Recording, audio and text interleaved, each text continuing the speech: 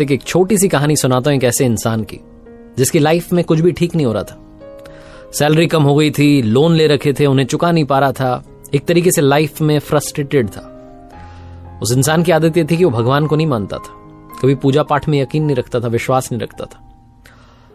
बहुत हालत जब उसकी खस्ता होने लगी, दोस्तों से उसने सलाह लेना शुरू किया कि क्या करूं। तो एक दोस्त ने कहा कि भाई बुरा मत मानना, तुम भगवान को नहीं मानते हो, लेकिन मेरी सलाह मानो और भगवान श्री कृष्ण की पूजा करना शुरू कर दो।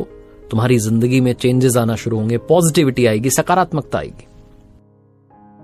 उस व्यक्ति ने तब तो उस बात को आनाकानी करके टाल दिया कि चलो हटाओ, मैं अपने हिसाब से देखूंगा।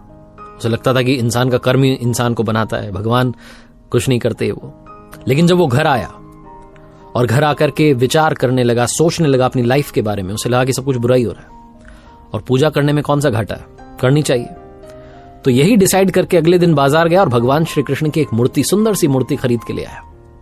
घर में लाकर के विधिवत तरीके से उसने स्थापना की, पूजा पाठ करना शुरू किया। महीना बीत गया, 2 महीने, 3 महीने, 6 महीने, साल बीत गया।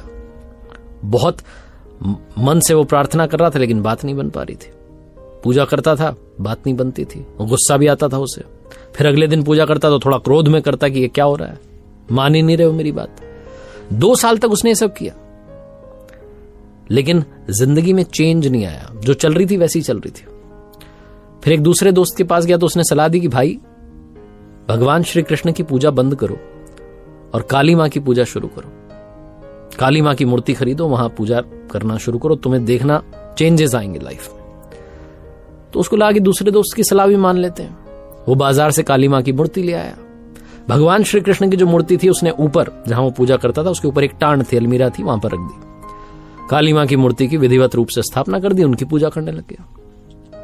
2-3 महीने, 4 महीने तक पूजा करता रहा, चेंजेस नहीं आ रहे थे। उसने सोचा क्या हो रहा है मेरी लाइफ में। फिर एक दिन उसके मन में ख्याल आया कि ये जो मैं काली मां को अगरबत्ती लगाता हूं, धूप बत्ती लगाता हूं, ये जो धुआं ऊपर जाता है, ये भगवान श्री कृष्ण भी तो सूंघते होंगे। एक काम करता हूं, कपड़े से उनका मुंह बांध देता हूं। तो उसने बच्चे को आवाज दी, कपड़ा मंगवाया, सीढ़ी मंगवाई, ऊपर चढ़ा और जैसे ही भगवान श्री कृष्ण की मूर्ति का मुंह बांधने वाला था, भगवान ने उसका हाथ पकड़ लिया। आदमी डर गया, चौंक गया, कहने लगा भगवान आप प्रकट हो गए, 2 साल से पूजा कर रहा था, आप आए नहीं, आज अचानक कैसे? भगवान श्री कृष्ण ने कहा आज मैं अचानक इसलिए आया क्योंकि आज तुमने माना कि मैं हूं।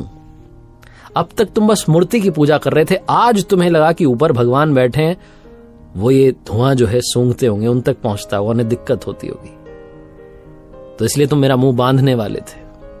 तुम्हें जैसे ही विश्वास हुआ कि मैं हूं, वैसे ही मैंने दर्शन दे दिया।